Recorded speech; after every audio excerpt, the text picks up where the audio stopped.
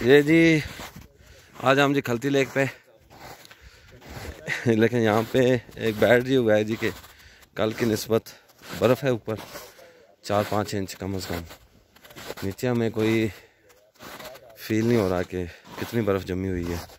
اندازے سے ہے کہ جو لوگ یہاں کے مقامی ہیں وہ بتا رہے ہیں جی کہ 1.5-2 فٹ برف ہے. علاقے میں وہ جتنی برف پڑتی ہے انہیں بھی لمبے ہوتا ہے. ویسے بھی ہائی الٹیٹیوڈ تو نہیں، لیکن برف کی وجہ سے پانی جو سارا فروزن ہوا پڑا ہے. یہ اس کے سارے پہاڑ ہیں، بالکل وہ فیل کریں تو ایسے فیل ہوتا ہے کہ مٹی کے پتھر کے ہیں، لیکن ان کے اوپر کوئی برف نہیں ہے. ان کے اوپر سامنے مشرق اور دن کے ٹائم دھوپ جو ہے وہ پراپر ہے. یہ ساتھ ایک پہاڑ ہے، یہ پہاڑ ہے، ان کے اوپر تھوڑی بہت برف ہے. کچھ یہ ایریا ہے، کچھ یہ سراؤنڈنگ میں، وہ سامنے فلی طور پہ فروزن ہے، اور یہ بالکل نارمل ہے.